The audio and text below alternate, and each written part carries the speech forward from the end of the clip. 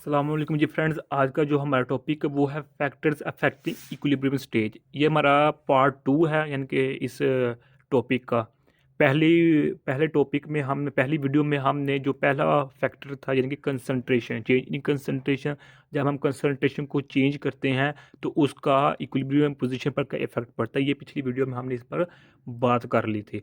आज इस वीडियो में हम बात करेंगे जो सेकंड फैक्टर है जो कि टेम्परेचर है।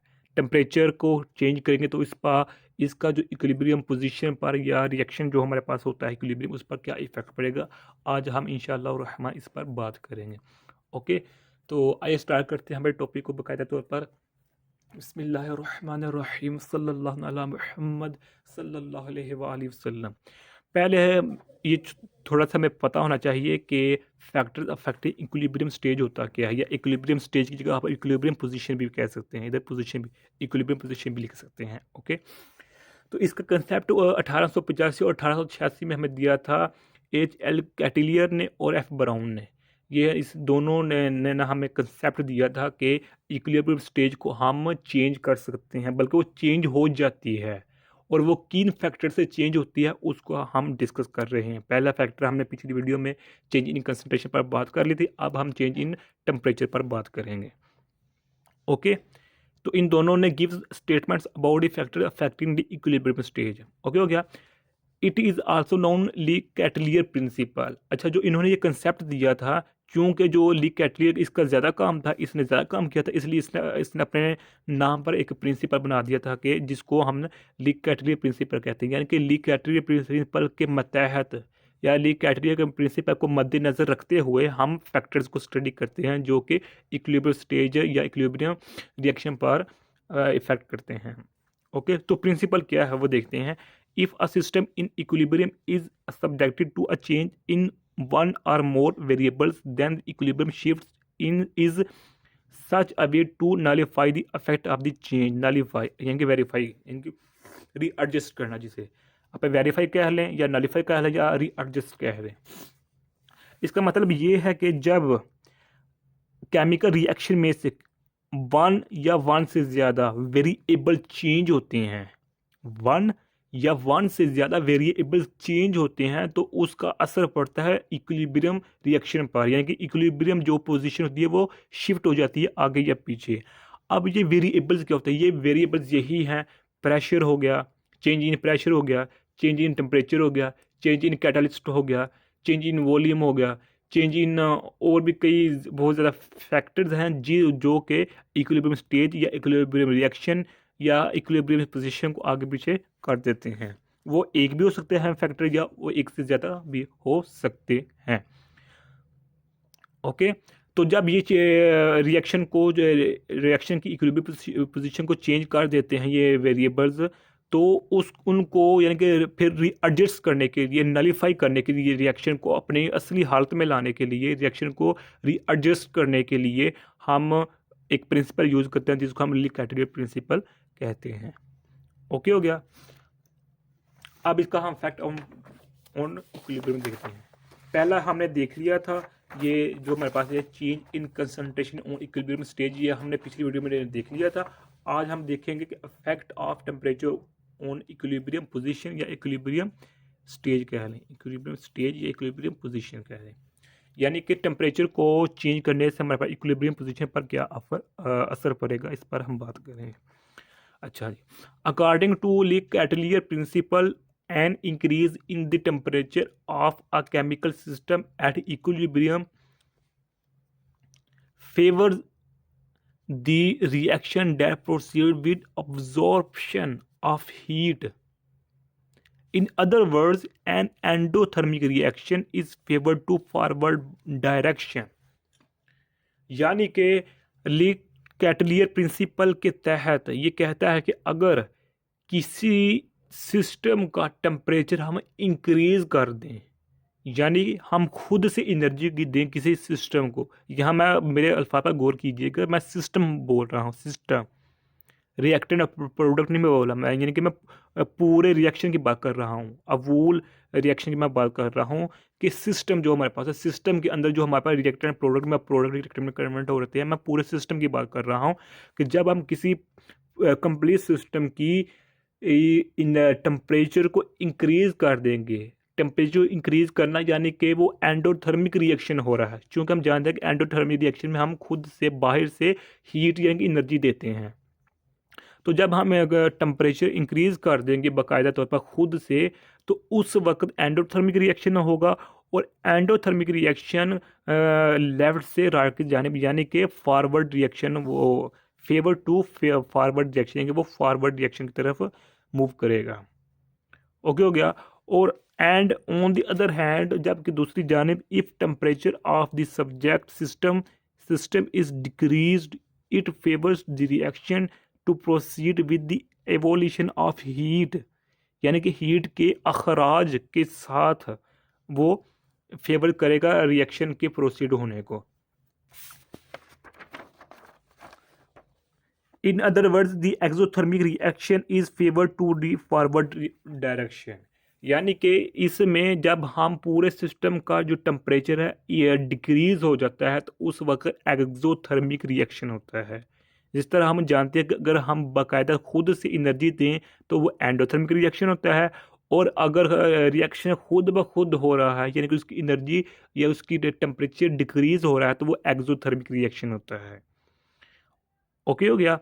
अब हम इसको एक मिसाल के ज़रिए समझते हैं। कंसिडर द रिएक्शन, ये हमारे पास नाइट्रोजन है, और ये हमारे पास हाइड्रोजन है, और ये हमारे पास अमोनिया बना रहे हैं, और हमारे पास जो इंथाल्पी है वो नेगेटिव 93.6 kJ है, यानी कि इंथाल्पी नेगेटिव 93.6 किलोग्राम जूल है हमारे पास। और ये हमारे पास जो रिएक्शन है ये हमारे पास एक्सोथर्मिक रिएक्शन है। It is exothermic in forward and endothermic in the backward direction. अब इस रिएक्शन को अगर मैं इधर समझने की कोशिश करेंगे आप लोग तो मुश्किल में होगी। आप रीड आउट कर लें इनको तो समझने में मुश्किल होगी। क्यों? क्योंकि हमारे पास ये एक्सोथर्मिक रिएक्शन है। पहले मैं आप लोगों की एक एंडोथर्मिक रिएक्शन की मिसाल देता हूँ, उसके बाद हम इसको देखेंगे, फिर इंशाल्लाह उम्मीद है ये अच्छी समझ आ जाएगी। ये देखें, हम सपोज कर रहे हैं, फ़र्ज़ कर रहे हैं, मान लेते हैं हमारे पास कार्बन है और हमारे पास ये ऑक्सीजन है। ये आपस में रिएक्ट करते हैं और बना देते हैं कार्बन डाइऑक्साइड। हम फर्ज कर रहे हैं हमारे पास ये एंडोथर्मिक रिएक्शन है। क्या है? एंडोथर्मिक रिएक्शन क्या है? मतलब कि हम खुद से एनर्जी दे रहे हैं इस रिएक्शन को करवाने के लिए। एंडोथर्मिक रिएक्शन है ये हमारे पास, एंडोथर्मिक रिएक्शन है ये हमारे पास। ओके हो गया। यानी कि हम खुद से इसको एनर्जी दे रहे हैं, यानी कि जो इसकी इंथाल्पी होगी वो होगी पॉजिटिव, पॉजिटिव में कुछ ना कुछ वैल्यू होगी। जबकि एक्सोथर्मिक में जो इंथाल्पी होती है वो नेगेटिव होती है। नेगेटिव यही शो कर रहा होता है कि ये एक्सोथर्मिक रिएक्शन है, कि इसकी एनर्जी कोई बाहर से अब्जॉर्ब नहीं कर रहा, बल्कि इसकी अपनी खुद से एनर्जी है, यानी खुद से रिएक्शन हो रहा है। नेगेटिव ये शो करता है, जबकि पॉजिटिव ये शो करता है कि इसको सराउंडिंग से एनर्जी दी जा रही है इस रिएक्शन को। हम मान रहे हैं, फर्ज करते हैं ये हमारे पास रिएक्शन है और रिवर्सिबल रिएक्शन है, इसको हम खुद से एनर्जी दे रहे हैं और जिसके नतीजे में हमारे पास कार्बन डाइऑक्साइड बन रही है। अब हम टेम्परेचर चेंज करते हैं। जब हम इसमें से टेम्परेचर को इंक्रीज करेंगे,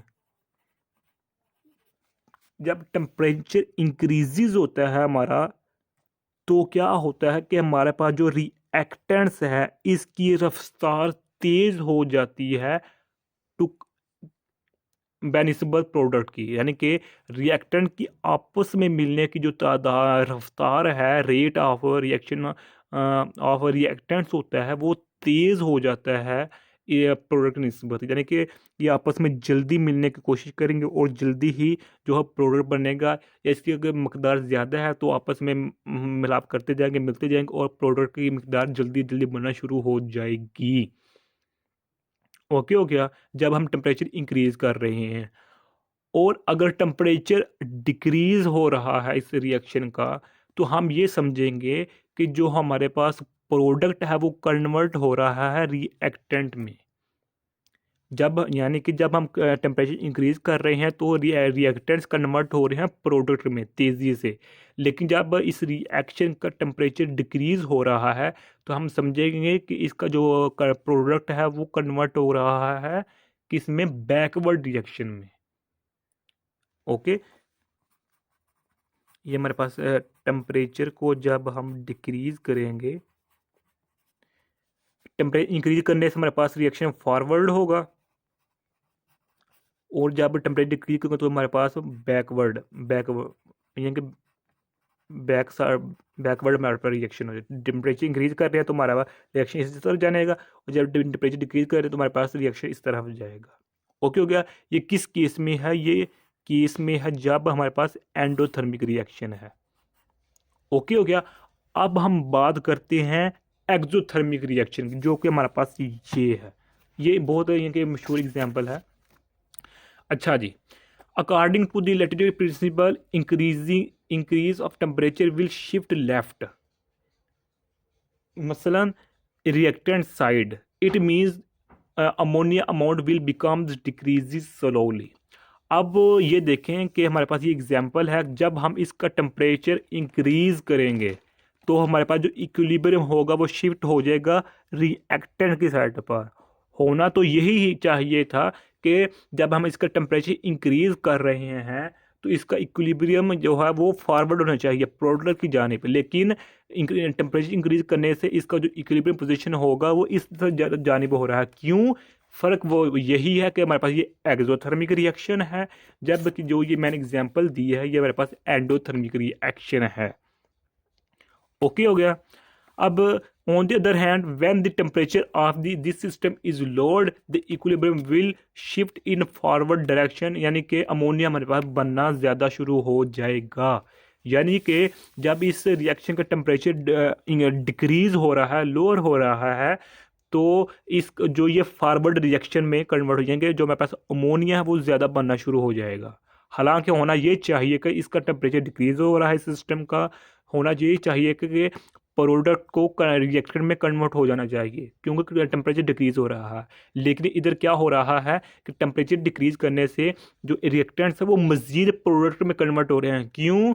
वजह एक ही है कि क्योंकि ये एक्सोथर्मिक रिएक्शन है, और जो पहले एग्जांपल है वो एंडोथर्मिक रिएक्शन है। तो ये आज का छोटा सा टॉपिक, उम्मीद है आप लोगों की इस वीडियो की समझ आ गई होगी।